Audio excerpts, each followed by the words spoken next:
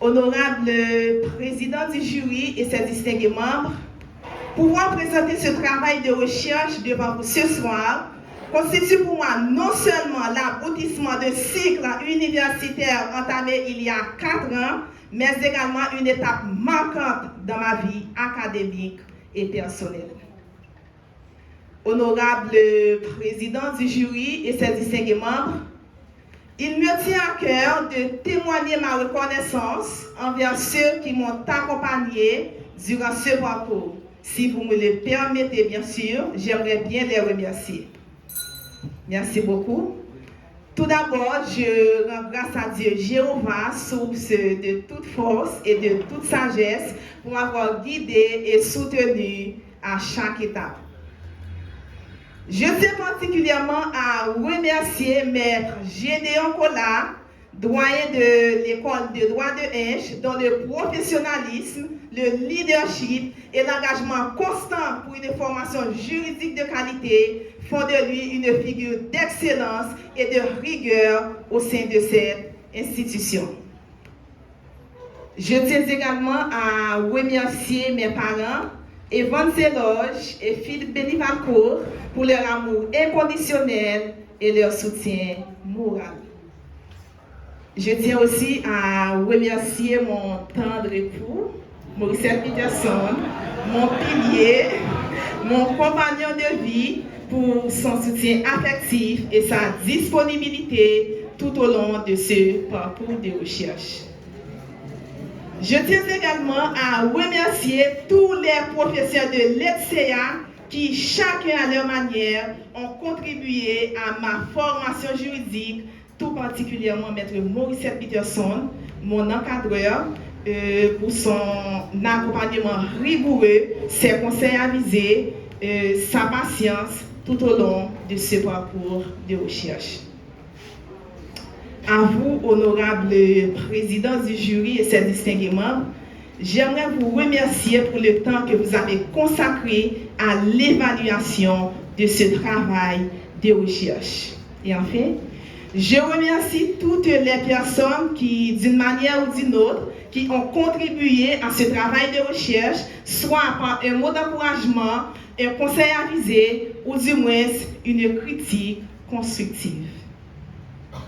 Honorable président du jury et ses distingués membres, l'étudiante finissant une faculté est tenue de produire un travail de recherche pour l'obtention du grade de licencié. Honorable président du jury et ses distingués membres, la thématique de mon travail de recherche est droits fondamentaux. Et de cette thématique a émergé le sujet de recherche suivant. Plaidoyer pour la protection des droits fondamentaux haïtiens au sein du système interaméricain des droits de l'homme. Honorable président du jury et ses distingués membres, ce sujet revêt d'une double pertinence, à savoir la pertinence sociale et la pertinence scientifique.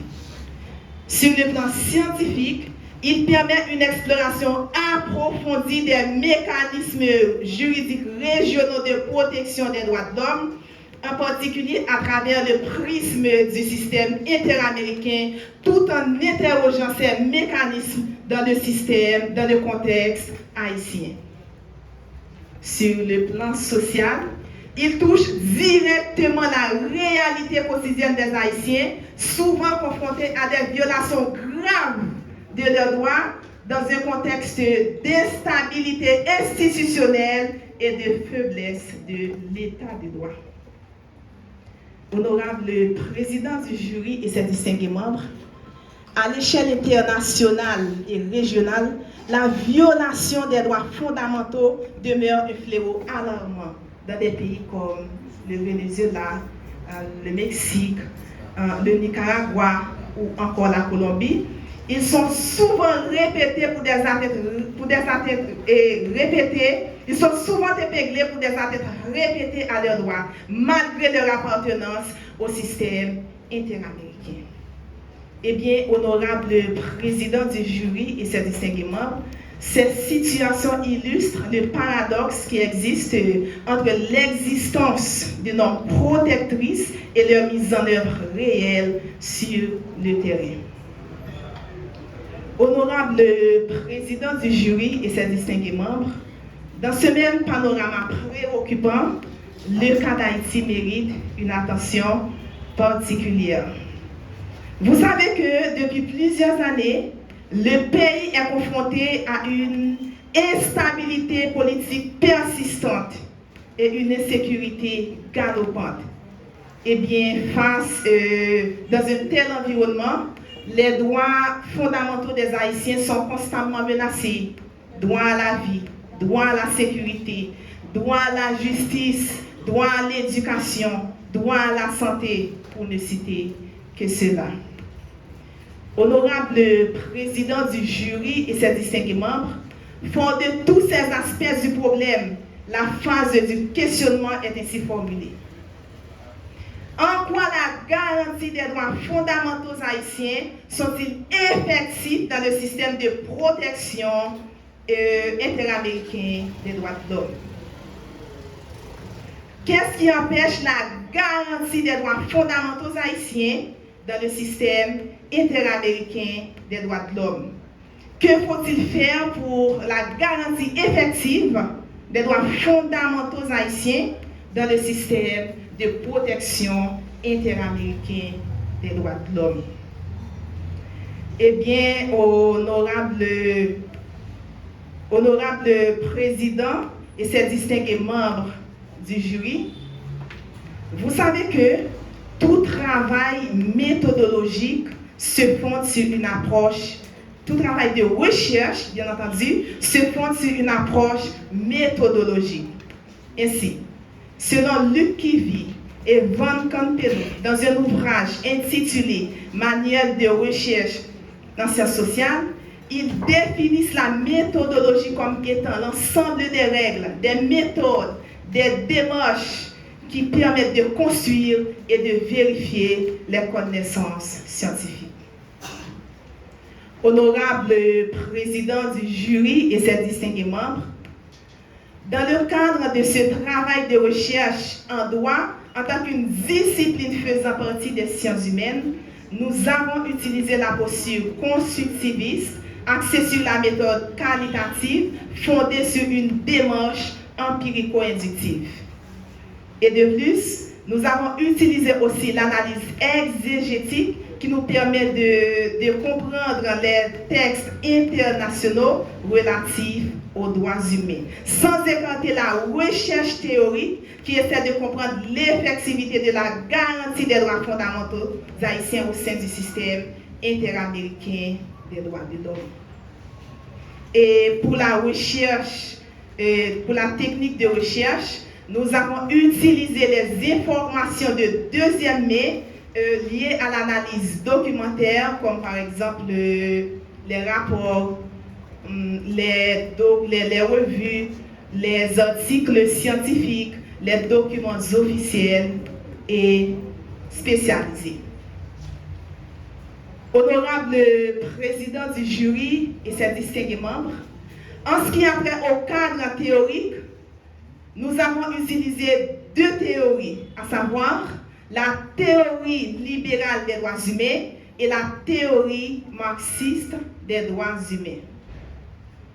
La théorie libérale des droits humains de tendance individualiste postule que les droits fondamentaux sont inhérents, inaliénables et doivent être protégés et garantis contre toute forme arbitraire, notamment de l'État.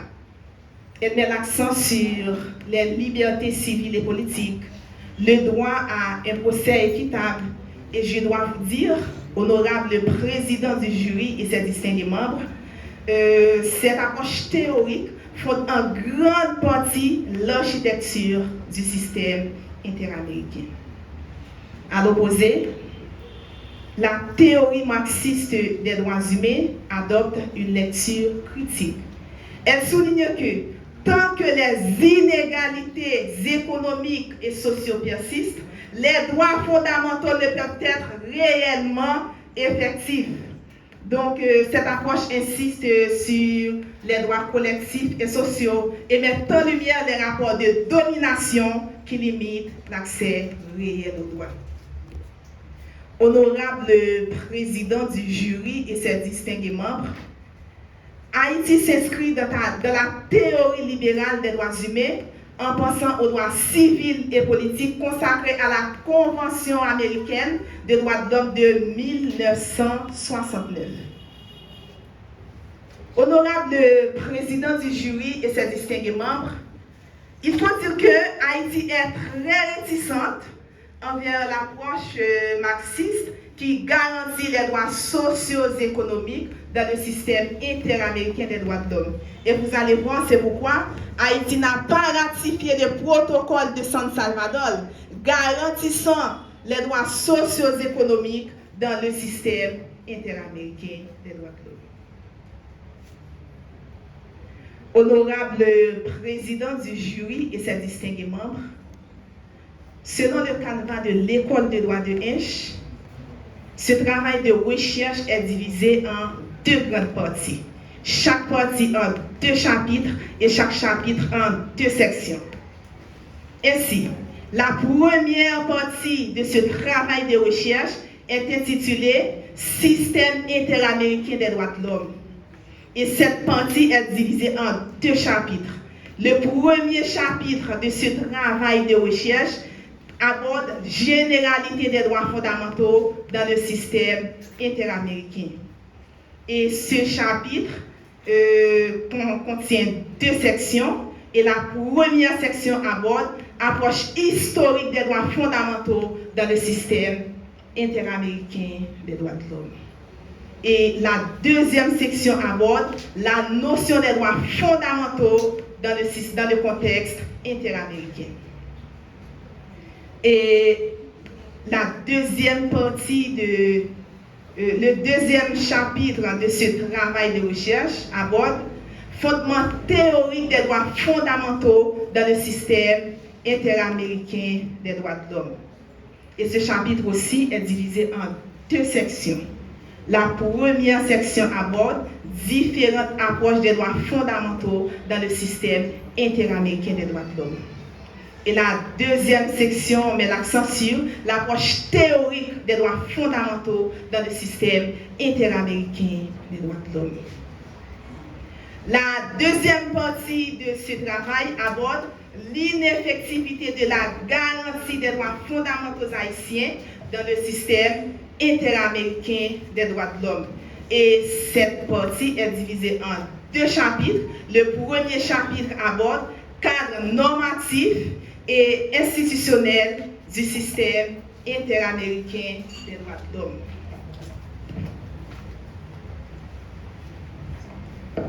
Et ce chapitre est divisé en deux sections aussi. Donc, la première section aborde les instruments internationaux garantissant la protection des droits humains dans le système interaméricain des droits de l'homme. Et la deuxième section met l'accent sur les institutions de protection des droits fondamentaux dans le système interaméricain des droits de l'homme.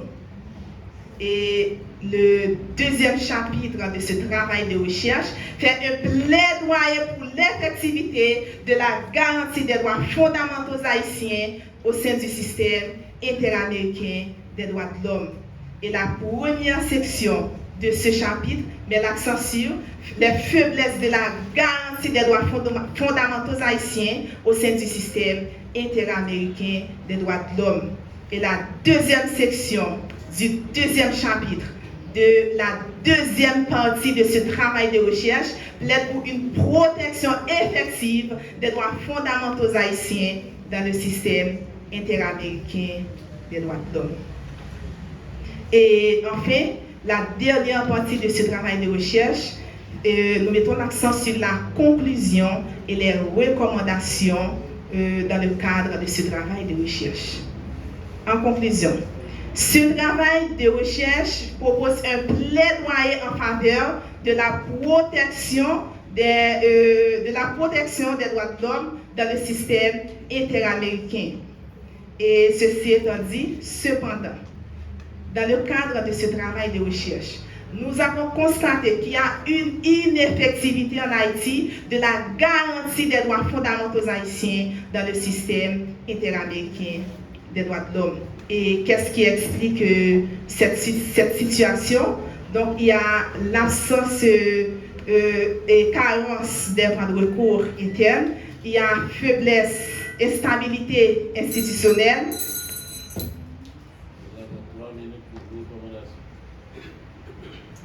Donc, si vous me le permettez, j'aimerais bien lire mes recommandations.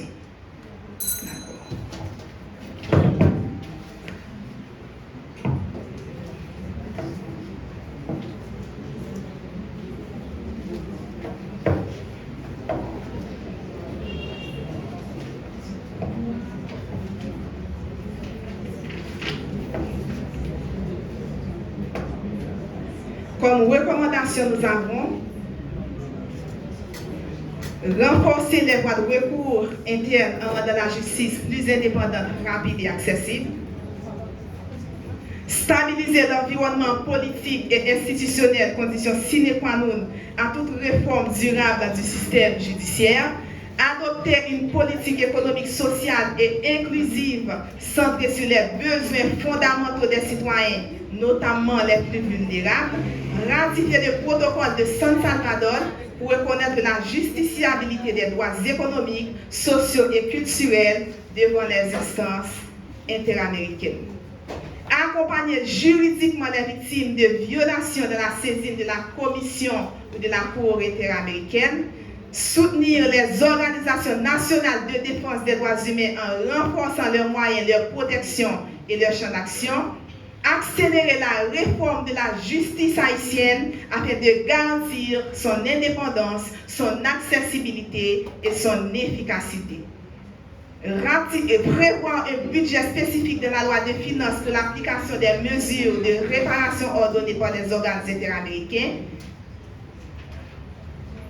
Intégrer systématiquement l'enseignement des droits humains et du système interaméricain dans les programmes scolaires et universitaires, organiser des campagnes nationales de sensibilisation sur les recours disponibles en cas de violation des droits humains. Honorable président du jury et ses distingués membres, nous n'avons pas la prétention de vous soumettre un travail parfait.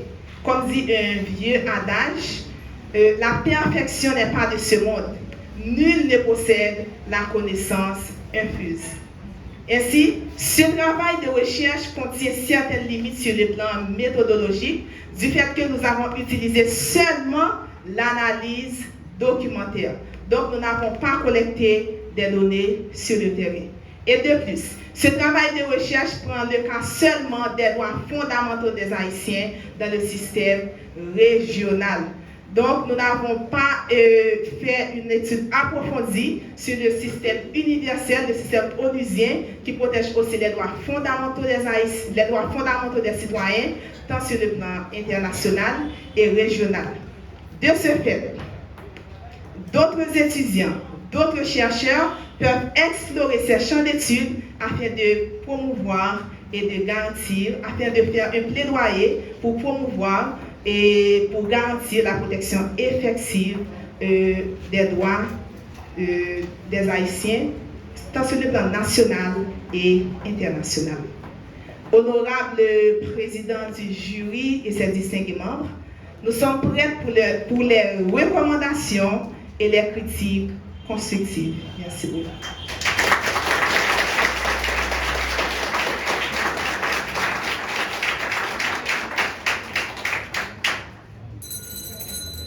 Honorable président, nous aimerions vous soumettre les résultats de votre travail.